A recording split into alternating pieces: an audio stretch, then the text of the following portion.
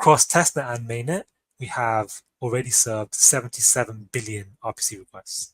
We work with Near, Evmos, Axelar, Stargaze is coming soon, Starknet is coming up very soon as well. And all of them have committed to an incentive pool for providers and Lava Network contributors. In about 8 days will be the first time that Lava Network contributors will earn non-Lava rewards, will earn these rewards from blockchain. So the first one was Cosmos Hub. So in 8 days, Atom will be distributed to network contributors. That includes validators, RPC providers, and also Lava restakers. We'll also be launching the Stargaze and the Evno pools next week as well. So that next month, you will earn Stargaze or Stars, Evmos, and Atom tokens too. Already 3 million plus tokens have been distributed.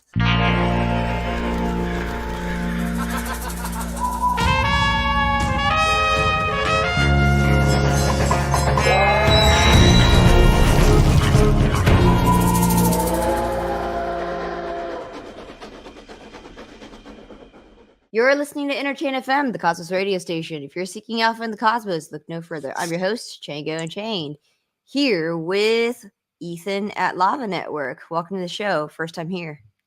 Thanks, Django. Yeah, super excited. Been trying to get on here for a long time, but I think you've got a long list of guests. So happy to do this. Yeah, I'm currently anticipating a huge hurricane. There's a Category 5 hurricane coming my way, and so we might, lose power after this. So I'm really glad that we got this one in after Perfect. It's been a while. Stay safe. Thank you so much. Yeah, we'll see if I'm alive by the time this show airs. If it does air, I'm alive. Okay, so what's your background? How'd you get started with Lava and crypto in general? Yeah, sure. So my background is the exact opposite of crypto, and some of your listeners may be aware of a small VC called Andreessen Horowitz, A16Z, and the founding partner there, Mark Andreessen. And I believe it was him who called the original sin of the internet being this sort of movement towards using ads as a default business model of the internet. So I was working on ads, the original sin of the internet. And I was working in big tech at Google, helping account manage many different businesses, small, medium, large, on how they spend their money on Google Ads. Google is an amazing company, obviously, but the sort of corporate life, large company life wasn't for me. So I spent 2 years there, and alongside that, I was working on my own side projects. One of which was a social NFT marketplace. And if you actually remember, I'll be surprised if you remember this because it flopped quite badly. Coinbase released a social NFT marketplace like 3 years ago, and it didn't really go so well. Probably it was too early. It was this marketplace where you could buy NFTs as if you were scrolling an Instagram feed. And so we were building something similar, me and my co-founder, but eventually we split up. We were quite different in terms of communication style. And I had a mentor at the time who turned out to be building a protocol called Lava. And so he said, why don't you join Lava? I was sold on his unbelievable shilling. If you've spoken to Yair, you'll know that he's a brilliant spokesperson for Lava. And I left Google to join Lava. And when I joined Lava, it was 3-4 months old. I was the first commercial hire. And now 2.5 years later, we've launched testnet, launched mainnet, and we're now on Interchain FM. So big heights. That's a bit about my background. Perfect. Your data point, your statistic. You're one of the people who left big tech and came to crypto or Web3. I am a data point. That's not how I like to sell myself, but you can call me a data point if you want. I'm one of those people who left big tech. Yeah, it's the Web2 to Web3 transition, or the wage cuck to freed dev. Exactly. I'll probably be going to AI after this. That's how much of a data point I am. That's where I'm going. Tell me about Lava. Give me the elevator pitch. Lava is an infrastructure protocol that lets users interact with any other blockchain. Okay, so obviously we're on interchain FM, so you can probably pretty much guess that Lava is a Cosmos blockchain. But the blockchain is pretty minimalist, a bit like Celestia. And yeah, at a high level, what we do is we aggregate different infrastructure providers to allow users to do whatever you want on a blockchain. So all the basic actions like minting, staking, deploying smart contracts, trading, transacting, all of that requires infrastructure that our protocol can provide. And primarily, the main infrastructure that we provide right now, or our focus initially, is something called RPC. We can dive into that. It basically stands for Remote Procedure Call. You don't really know too much about it, except for the fact that whenever you do a basic action on chain, like some of the ones I mentioned previously, minting, swapping, you are making an RPC request, or basically an API request to someone running a blockchain node. And that blockchain node provider will handle your request and return data. So, or finalize your transaction. So, if you open your wallet and you check your wallet balance, that is your wallet sending an RPC request to an RPC provider and returning your wallet balance. So you can imagine how that's a really critical infrastructure, because if you didn't have RPC infrastructure, you wouldn't be able to use your wallet, you wouldn't be able to use DeFi, you wouldn't be able to deploy smart contracts. So you can think of it like this interaction layer for every blockchain. And Lava supports 30 plus chains right now. And like I said, we just launched mainnet as well.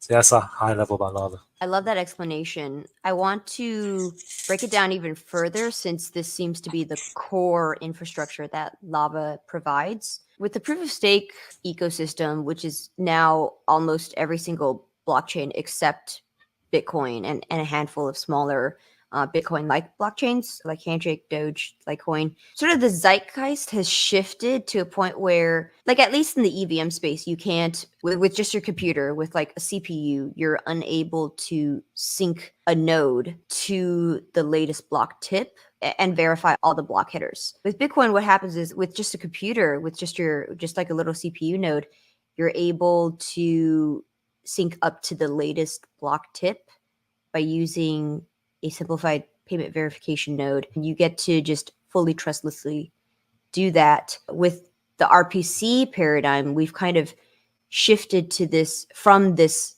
like hyper decentralized model where anyone with just like a small computer or maybe a Raspberry Pi could trustlessly sync to the current block tip, versus the current paradigm where basically, you know, as like a little, as your computer or as your as like Kepler or MetaMask, you need to kind of like ping someone else's computer who's Yes. who needs to run this infrastructure for you. And so you're kind of like, it's going back to this not decentralized model, but more of like the hub and spoke client server model, where like the server is someone who's providing this RPC, such like as a validator. And in this case, it sounds like the people running the RPCs for these various chains that Lava supports is then using the Lava network for like DA or something like that.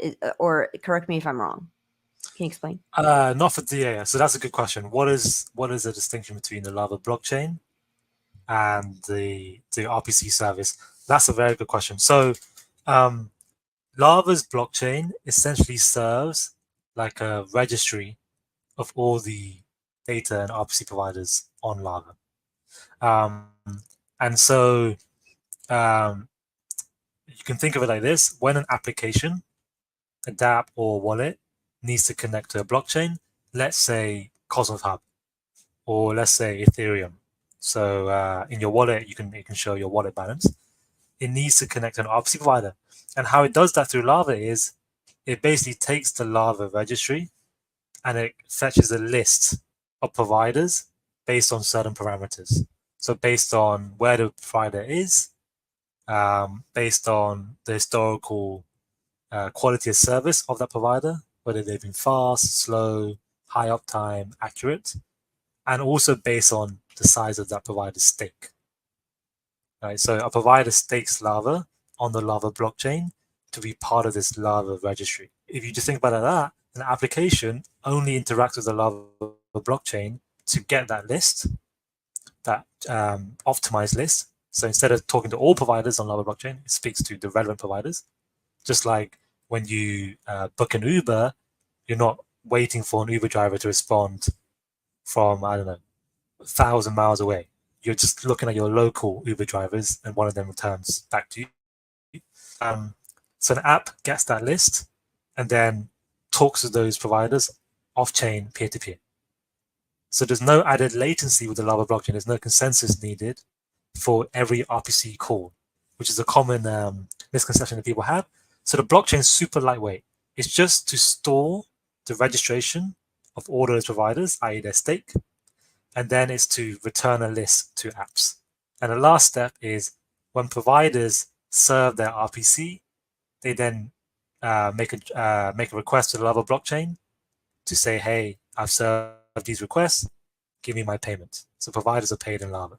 So it's a registry and is a settlement layer as well, because providers are paid on the Lava blockchain. Yeah. And then all the RPC and all the infrastructure servicing is done off-chain, peer-to-peer, after the app has gotten a list from the Lava blockchain. How does the Lava blockchain know which validators are in closest proximity to which clients?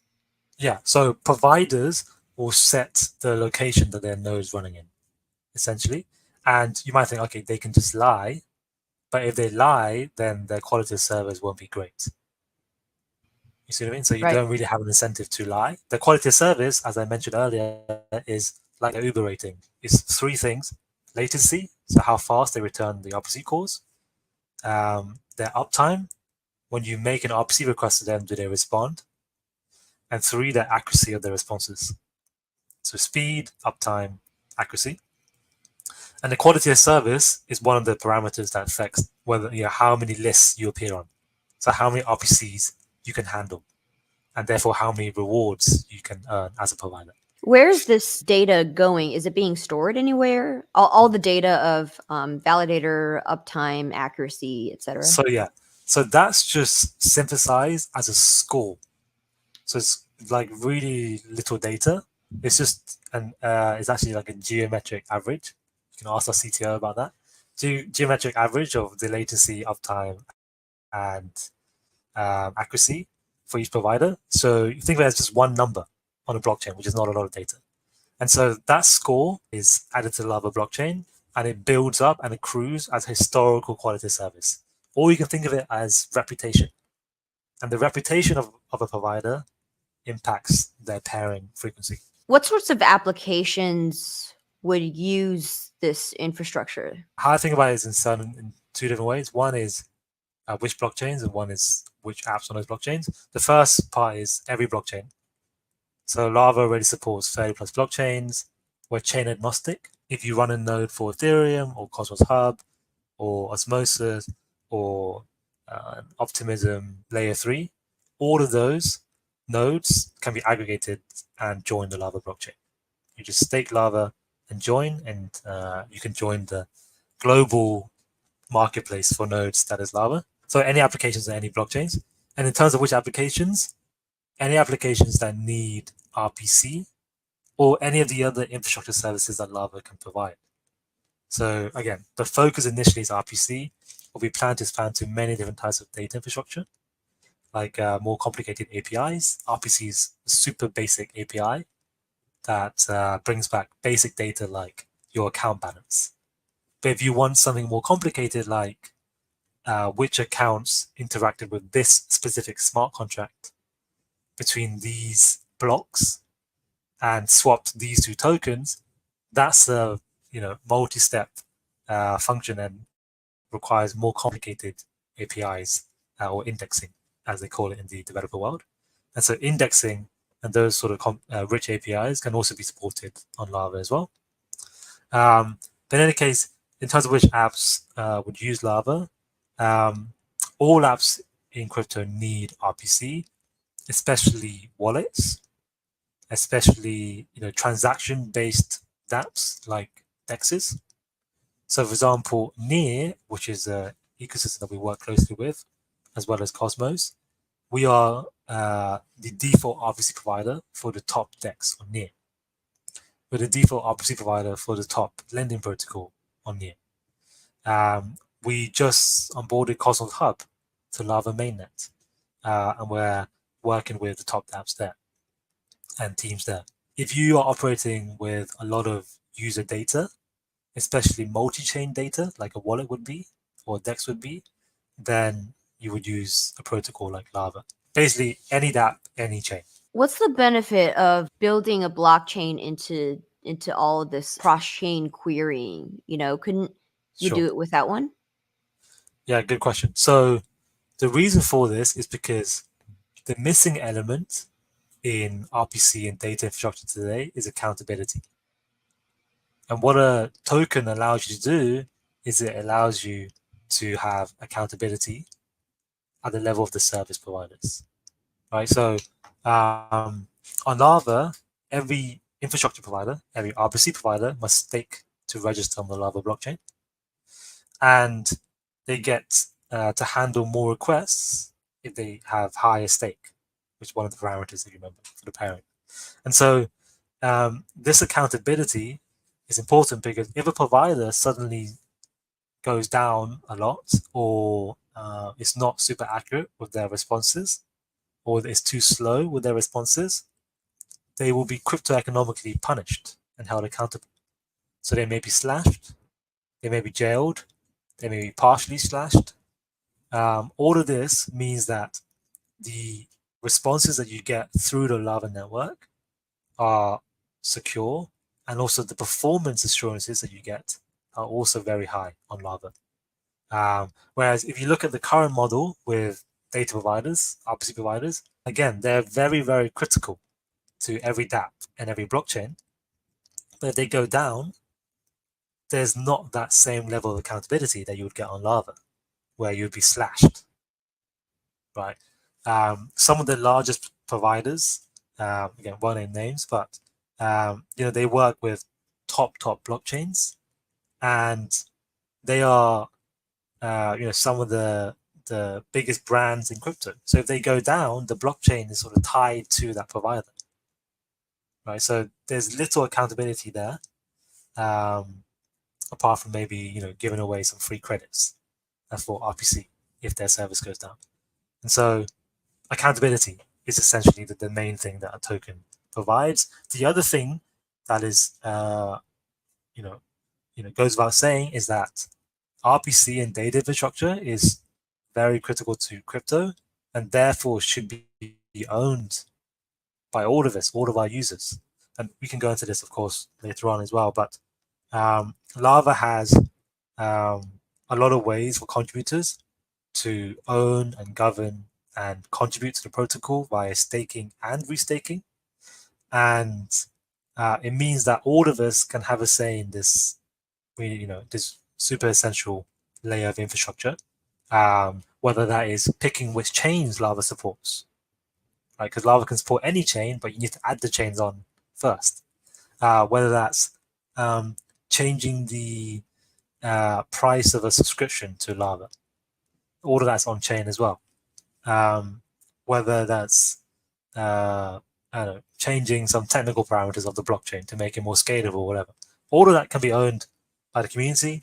Whether we add a new service beyond RPC, when we should add it, and what should it be. All of that is community governed. And so a layer like this should be owned by everyone. And that's also what a token provides. When I think about RPCs becoming faulty or going down, I think about this pretty high profile one. I don't remember the year anymore, so don't quote me on it.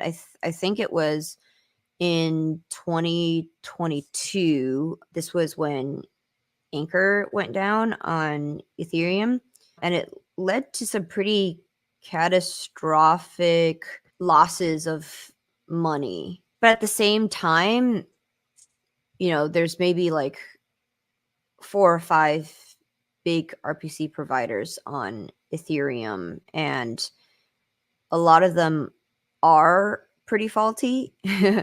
I'm just, but at the same time, and even with even knowing that Anchor has been exploited in the past, you sometimes still need to depend on it because it may be the only one has uptime at the moment when you're making a query. This is a pretty edge case example, but this was an instance where I had to, even knowing that Anchor had gone down, I still had to use Anchor because it was the only RPC node that was up. I tried Flashbots, I tried Infura. I was on a plane. I was investing in a time sensitive deal.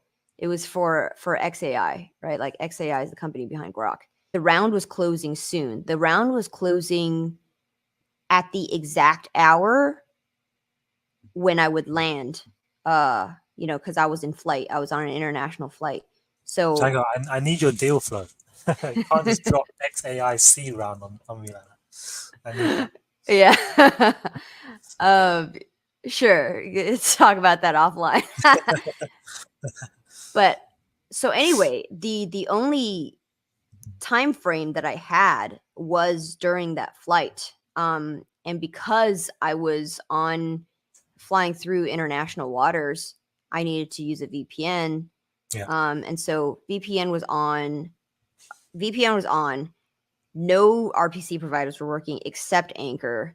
I knew Anchor was like, it's gone down in the past. It's like people have gotten their money stolen in the past, but it was the only option.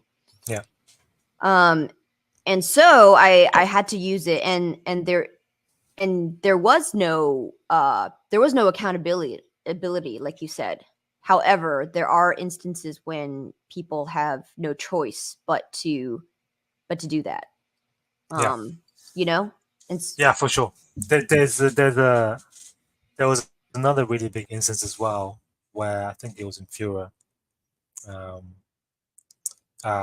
accidentally blocked all the IPs in Venezuela, right? And that means that everyone in Venezuela who was blocked, suddenly their MetaMask stops working because Infura owns Consensus owns Infura, which is the RPC for MetaMask. So and BlackRock has a significant share of Consensus, by the way. Now, the probably the Rothschilds involved somewhere as well. Yeah, like who knows? But yeah, like that just means that in Venezuela you can't use MetaMask, which is basically means you can't use Ethereum because MetaMask is the most popular wallet, right? So yeah, like as you say, it's sort of this thing where people just sort of brush it under the rug. Like how many times have you tried to make a transaction, or you tried to mint an NFT, or you tried to claim an airdrop, and then you get an error in your wallet? That is usually an RPC error, especially when there's an airdrop or a mint, because that's when there's loads of people trying to hit the same RPC. Right. So is it that it's effectively a DDoS for a single RPC provider? Yeah, exactly. So, but people just put it down to bad blockchain UX, bad crypto UX. But this is exactly what Lava is trying to solve. And you can talk about Lava trying to solve for centralization, right, which a lot of people talk about at the RPC level.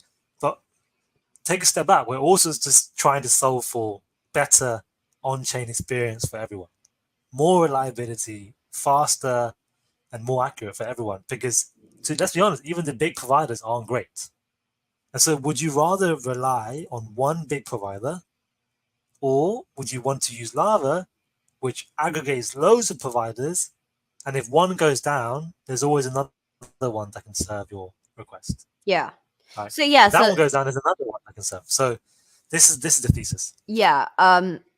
Materially, what is this? So it is, if I'm using Kepler, and like is my RPC provide, if I'm using Lava, am I using the Lava RPC node, and then this node is somehow a proxy to your whole whitelist of RPC providers? Or is there some So yeah, you can use the Lava gateway, which serves a bit like a proxy. I think technically it's a reverse proxy, but don't ask me to define how that's different from proxy. But I recall it's a reverse proxy to the Lava network of providers, um, and that's the Lava gateway. But you can run your own gateway, so you can connect to the Lava network directly yourself, or you can also use the Lava SDK, which is the real peer-to-peer true access to the Lava network. And no one else has something like that. That is literally like you're injecting into the Lava network. There's no middleman. That's called Lava. And so, obviously, you can still get a lot of the benefits of Lava, i.e., the redundancy, having more than one provider, having better coverage, location-wise, the quality of service, all of that. If you use a gateway, but if you want, true, as close to zero downtime as possible, it's the SDK that you can use. Okay. Right. So now, instead of in the EVM context where you have up to 5 top, probably very centralized providers, you have now a registry list rather on Lava of like 40 possible providers. More than 40, yeah. We have hundreds across all the chains. Nice. And the way that it works is something that we haven't gotten into is that there's this thesis that there will be thousands of chains and rollups launching, right? And if you look at the top providers today, they serve about 10 to 15 each. Only the big ones. They only serve Ethereum and the major L2s and some big ones, right? There's many rollups. A lot of Cosmos chains, for example. Cosmos doesn't have Infura, doesn't have Alchemy. Those are the two big providers in the space. So a lot of developers on Cosmos and users on Cosmos have a very bad experience. You'll be very familiar with this, and a lot of that is to do with the fact that the RPC endpoints that you're using in the wallets or the dApps are actually just run by a decentralized community decentralized community members for free. They're volunteers, you know. And now, what Lava provides them is like a marketplace to come into. So they join Lava now, and they get rewarded by the blockchains. So Cosmos Hub put up some, pays the Lava network, which is a network of providers, and those providers serve Cosmos Hub RPC requests, and then they get paid every month in Atom, right, or whatever tokens the Cosmos Hub wants to put up. So they get paid in Lava and Atom. And if Nia comes along and they want RPC, which they already are a partner of ours, they will put up Nia tokens. So as a provider on Lava, you can earn Atom, Lava, and Nia tokens every month for serving those chains. And I've lost my train of thought, but yeah, basically, it's instead of these 5 centralized providers that you get on the big chains, now we can serve the long tail of chains. All of these new and upcoming rollups that don't have reliable RPC because they depend on their community. They can now come to Lava and our network of existing providers and say, hey, here's some rewards, serve RPC for us. Lava provides them with a very efficient, aggregated protocol to serve that chain. I have a slightly different view now about where the world's going to be in 5 years. I actually don't. I don't think it's going to be thousands of blockchains anymore. So if you look at it from a purely technical lens, of course that's the trajectory. But if you factor in the regulatory landscape, as well as new choke points that the regulatory landscape has sort of like new choke points have emerged as a direct result of regulation, like primarily qualified custodians, right? And so there's all these new gatekeepers in crypto that weren't there even 2 years ago. So that is increasing the hurdle of entering the market. And I think that because those hurdles are only going to get more and more insurmountable, it's going to make it so that only the most like cash flushed startups that have raised insane amounts of capital can then compete. Whereas before the hurdle was, there was no hurdle and it was a free market. So that being said, I actually think that the world of blockchains is going to get smaller. There's going to be a long tail of app chains that happen to need this, or rollups that need these services. But largely the amount of L1s that are going to do settlement, let's just call settlement as like the defining parameter for like the app chains that survive in the future. That's my adjusted worldview based on how I'm seeing the world changing, with players like huge institutional players like BlackRock entering our market. So, But yeah, very interesting. I think it's obviously still up for debate. sure, Um, yeah, and the beauty of Lava is that we can flex to serve whatever chains survive or don't survive. right, And so right now, what we're doing is we're talking to a lot of roll-up as a service providers to serve those roll-ups. We're also, trying to help the Cosmos ecosystem a lot as well, near ecosystem. But all of that just makes us even stronger and more resilient, so that we can, someday become the main provider on Ethereum and the major L2s too. So, it's flexible. But yeah, I'm kind of curious to hear, like, if you can elaborate a bit more what those choke points you see are that stop yeah. the roll-up thesis that you see it.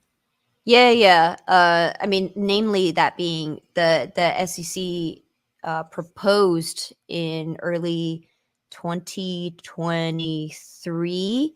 It was just a proposal, and that already create like that. Like, so the proposal was you can't do self custody. Self custody is now illegal, and as a fund or an institution or anything that's operating within U.S. jurisdiction needs to use a qualified custodian. And how do you become a qualified custodian? You need to be whitelisted by the SEC. Who gets to be a qualified custodian? Well, now it's if you were a custodian prior to the proposal, you got grandfathered in. But going forward, it's the usual suspects, which are the too big to fail banks. The most recent approval was the Bank of New York. Surprise, surprise. Who else is going to become qualified custodian? So now if you're trying to operate a fund, and or any institution that manages other people's capital, especially if it's a significant amount of capital, which is what most blockchains rely on, right? Like they need liquidity, so they have to pander to these institutions and these giant funds. The funds have their hands tied, right? They can't self custody even if they have the technical know-how to be able to do it. And so they need to defer to what's called the qualified custodian. Qualified custodian then implements their own arbitrary internal rules over which validators should go on their whitelist. That whitelist is determined by who that qualified custodian wants to partner with strategically for a strategic business reason. And if they don't have a strategic business reason to partner with you, let's say little Ethan who's running a CPU, a validator node just with his computer, who's just kind of like a hobbyist validator, you don't go on that list. And if you're not on that list, then they could do any arbitrary thing like charge the funds or the institutions that custody their assets with them an additional fee, and that disincentivizes them from staking with you. And in doing so, they entrench the validators who are in the top 20 or so, and they disenfranchise the long tail of validators. And so it becomes less and less feasible to just be like a hobbyist validator, or and they're trying to do the same thing with mining. There's this sort of war that the regulators are fighting against decentralization, even though at the protocol level, there's nothing that prescribes who can be a validator or who can mine, right? But it's these new choke points that the regulatory framework has introduced that is now sort of soft enforcing this emergent dynamic. That makes me super sad. Yeah. Has that proposal passed? I haven't, I have to check. From what I know, no, not yet. Mm. However, because the market is constantly sort of like preempting and trying to be proactive with the regulatory landscape, they're already implementing it. Yes, it got implemented months after, or like within months of the proposal just being proposed. So that's currently what's happening. Yeah, we'll see how that plays out.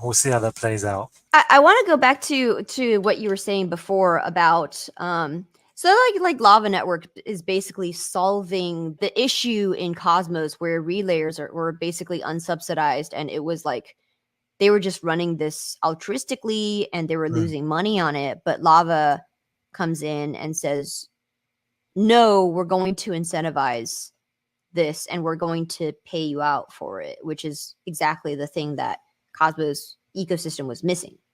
Yeah, correct. That is one of the things. The other thing is that it allows for a level of accountability as well.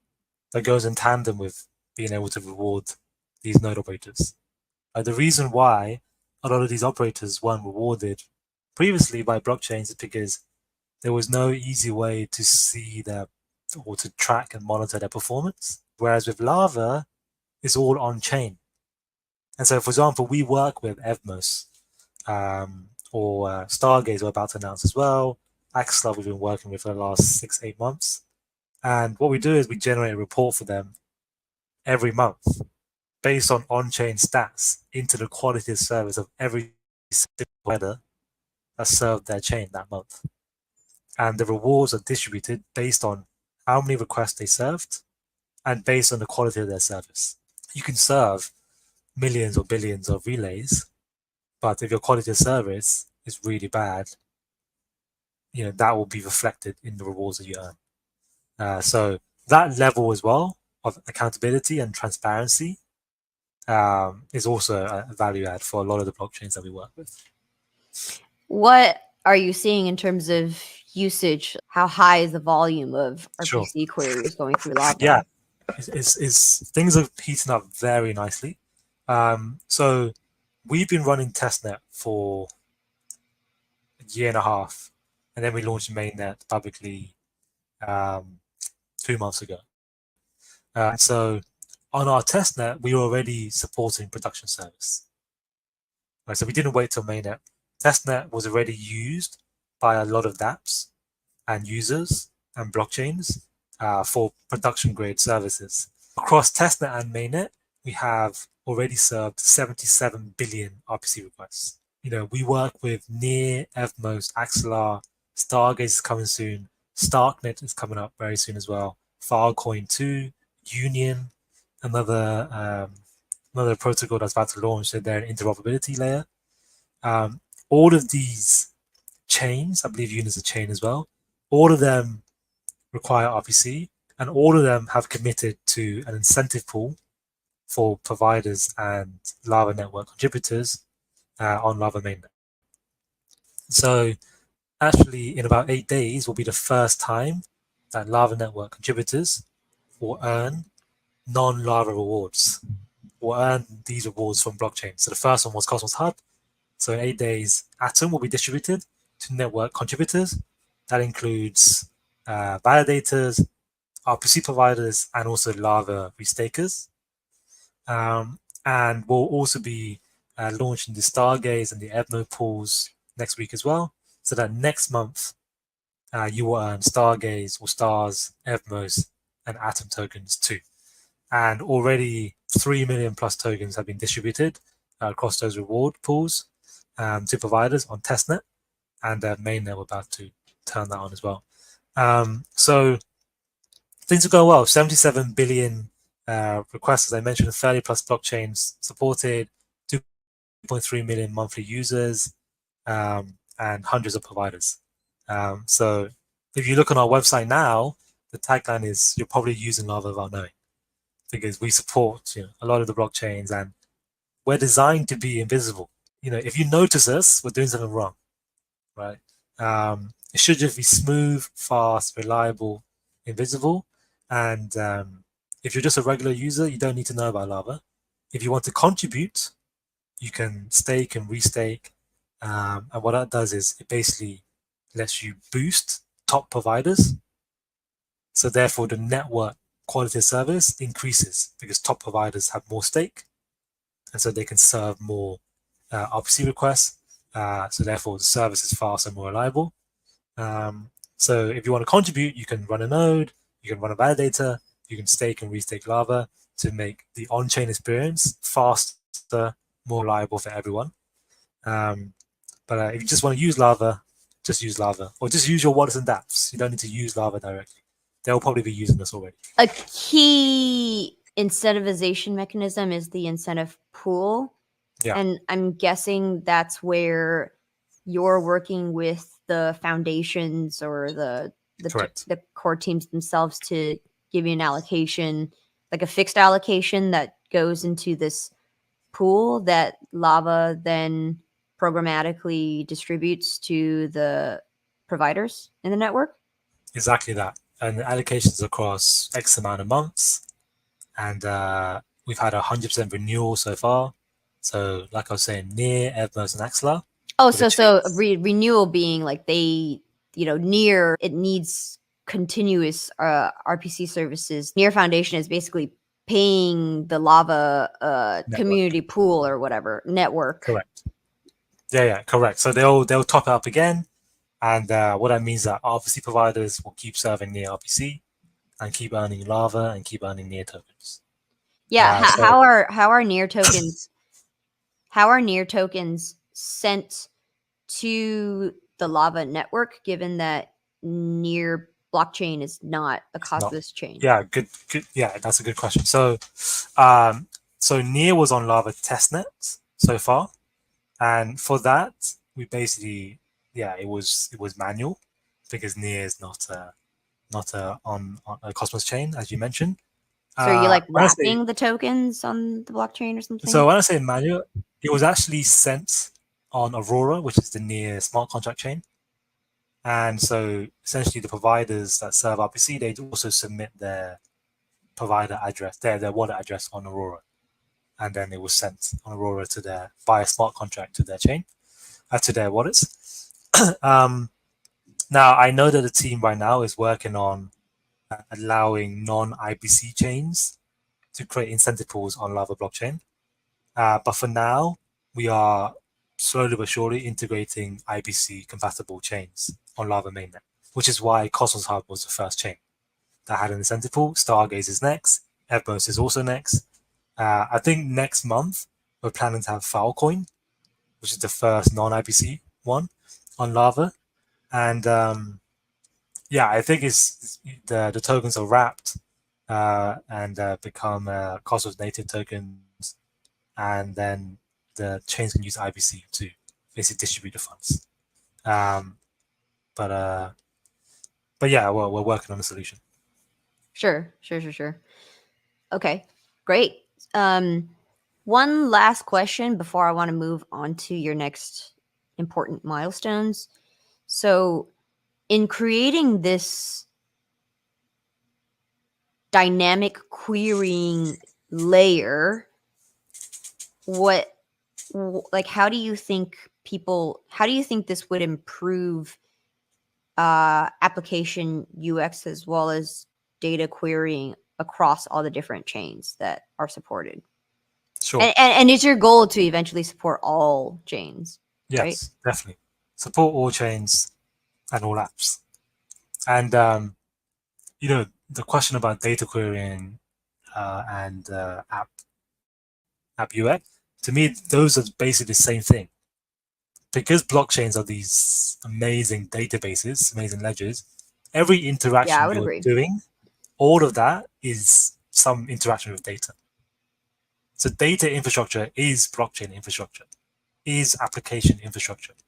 And so every time you make Lava faster and more reliable, every time we get more providers joining, every time we get better providers joining, every time we get more people restaking Lava, all of that helps to make the on-chain experience better for everyone across all the chains that we support on Lava. So yeah, that is our ultimate vision. Mm-hmm. Okay. All right. So let's talk about your upcoming milestones, because I know you have some pretty big releases. Sure. So yeah, one of them I already mentioned. So in 8 days, we're going to have the first time non-Lava token will be distributed to network. Well, by the time this is released, it'll Okay. be It'll be before, right? I think it'll be the day before. Well, I'm planning to release it next Thursday. Okay, cool. So it'll be like Yeah, the day of. Sure. So what you need to know is that basically every 17th of the month, rewards are distributed to network participants, whether you're staking or whether you're a provider. That's because that's just the time that update was pushed live to the Lava blockchain. So it's like hard coded now. So it's like a random time at like 4 p.m., 25 minutes, 30 seconds UTC on the 17th of every month. And you need to be staked and restaked at least 7 days before that to be eligible for awards. So yeah, the first time will be Atom. We're working on mainnet v4. We move very quickly. And mainnet v4 has a few different things. Primarily, it has something called bundled restaking rewards. So how that works is, if you stake and restake Lava now, you need to select a provider, and then you need to select a chain that they support. So, for example, now you would select, I don't know, Stake Ceto, one of the providers on Lava, big validator on in the Cosmos space. Shout out to them. You stake to them, and then you'd pick a chain that they support, so Cosmos Hub, and you'd restake to that chain supported by them. Now, that's not a great flow because you don't really want the user to pick the chain. What you want is you want the user to pick a provider, and then they will get rewards from all the chains that the provider serves. Right. So in the future, what will happen is you stake your Lava to a validator, and then you restake it to Stake Ceto. And Stake Ceto might be serving Stargaze, Cosmos Hub, and Evmos. And so at the end of the month on the 17th at 4 p.m., 25 minutes, 13 seconds, you will get a bundle of your restaking rewards. You will get Lava, Stargaze, Evmos, and the Cosmos Atom tokens. Right. So instead of just only one token, you'll get the whole bundle. So that's a major milestone for Lava on the restaking and delegation side. Other things that we're working on are generally improving the developer experience. So adding things beyond RPC and also making the performance of the RPC much better. So on the coverage side and adding more services, we just released an update for WebSockets and WebSocket subscriptions, which is basically when you can subscribe to a provider, a node, and you can stream data whenever an event happens. So instead of making individual queries, you just subscribe and stream data. So that's a very popular service. Usually that's a premium service. So, the big providers would make you pay for that. On Lava, again, the model is that it's free for developers and users, and the blockchains typically pay for a lot of these services, right? So WebSockets was just being added to the Lava mainnet, and we should have the first providers serving that pretty soon. We also have on the roadmap plans for adding more indexing. So we partnered with Subsquid, which is a major indexing provider. I think they're called Squid now, SQD, and they can. Is this add the same as Squid Router? No, Squid Router we also partner with. You can get the Lava token and bridge the Lava token through that. But Subsquid is a indexing API provider. And so those APIs, some of those APIs will be available on Lava as well. So you have all the basic RPC for every chain, but then you'll have some APIs that are more rich on Lava too. So that'll be the first time we're branching beyond RPC.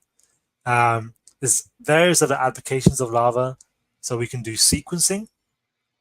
So if you think about Lava right now as an aggregator of RPC providers, you can also think of it as an aggregator for sequences and sequencing nodes, right? Because the sequencer is just a node, just like an RPC node is a node. So okay, but to be a sequencer, you're running consensus for another chain now. Are you kind of like Espresso?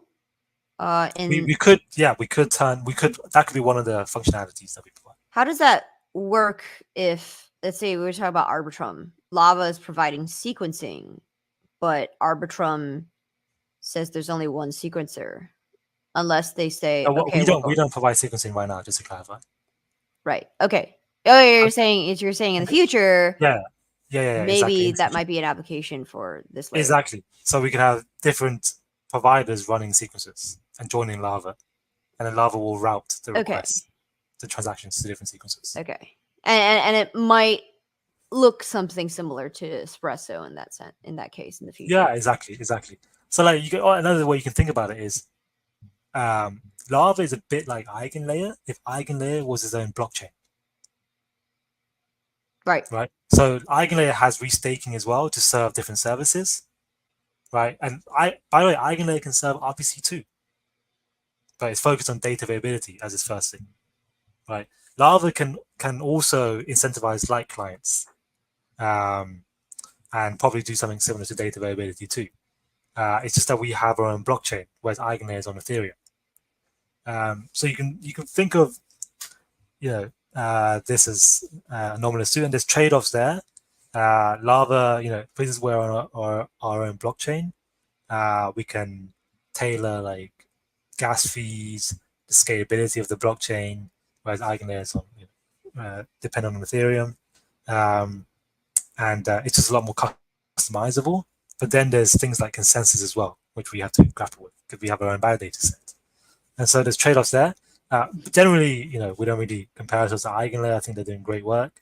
But if it helps you to understand a bit more about how Lava can expand into different services, that could be one way to look at it. Last question: the token Lava. What is Lava used for, and how do people earn it? And I believe there was an airdrop already. We did an airdrop, yeah. We did an airdrop. There going to be other tranches or anything like that? We have a portion of the tokenomics for future initiatives, which may include airdrops. Nothing's confirmed just yet.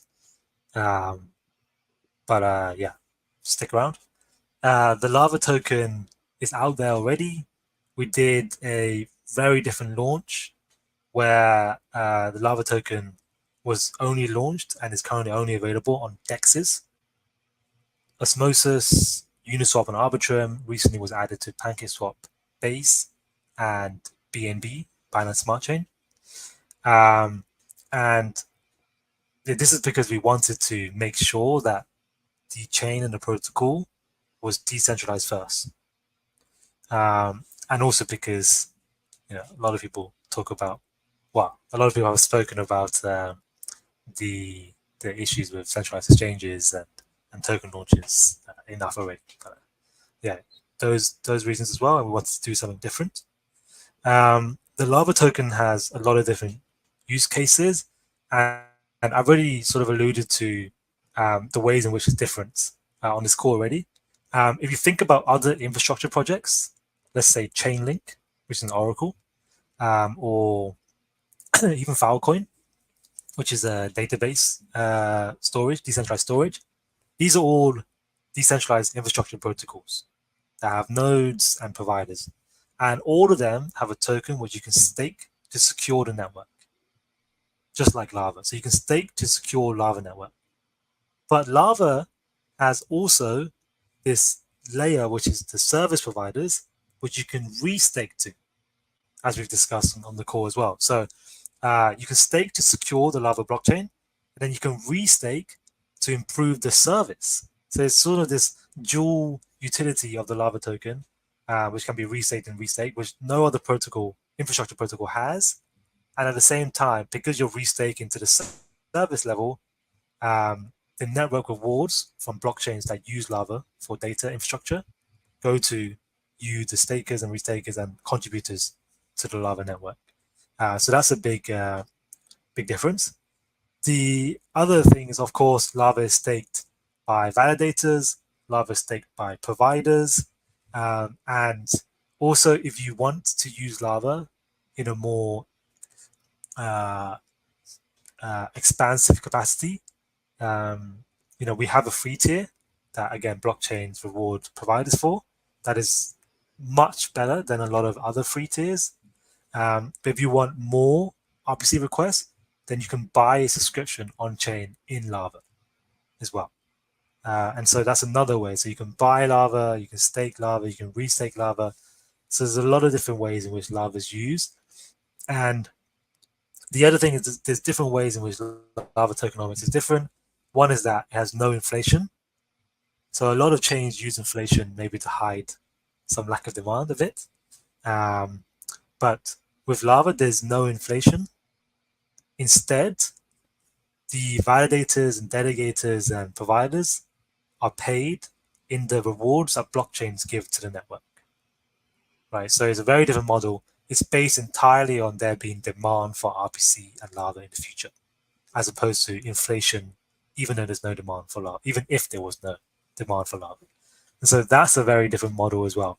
And so we've thought very carefully about how the tokenomics work and how we can make the protocol and the token as useful as possible. And again, we're beginning to see a lot of good traction in terms of usage, network rewards, blockchains that we support, and yeah, this is basically how the Lava token works. Can you explain to me how the so there's no inflation of the Lava token, but it's paid out directly based on usage? But so what is it like per, every one query you get one Lava? How does that, can you explain? It's proportional to basically every query. It's actually based on CU, compute units. So the computational resources needed to serve queries. How does it infer computational units? Providers basically submit how many CUs they use to handle requests. Oh, like based on their like invoice from AWS, for example. Let's just use a crude example. No, so it's defined in a specification. So when you add a new chain, an RPC to Lava, that's defined in the specification that has the APIs and also the computational cost of each API, which is provided by the chains. So it has like a default computational cost for each API call on the specifications. Is it? Okay. So it's like it would be like based on an EIP. Like, okay, let's say you do Ethereum. It can be changed. If that's what you mean. Yeah, it can be changed by governance as well. For example, if a chord is really popular, the spec can be updated. The specification can be updated. So the CU can be updated based on the demand. But there's there's default cost for each call at the start. Yeah. Computational unit is kind of like, I want to say virtualized computational units because it's not actually one-to-one with how much compute was spent in the physical layer. You mean it's more of how much the blockchain infers some query to cost in terms of gas. So it's like synthetic CU units rather than actual compute. It's actual, but it's synthetic in the sense that it can be the specification can be updated by governance depending on demand. So, any last remarks? How can people find you and follow up with Lava? Like I said, there's many ways to contribute to Lava. Best place is our Twitter and our Discord, as every project says. And the actual thing that I'm wearing today is a mascot that a community member designed, which you actually put onto our merch. So if you want to make contributions like this, if you want to stake, if you want to run a node, you want to run a validator, feel free to join our Discord. Well, thank you, Ethan, for getting on your first podcast on Interchain FM. If you are listening still after a 1 hour long, congratulations. You are among the top 1% of people with the attention span to really rock these difficult concepts. So I congratulate you. And I'll see you in the next one.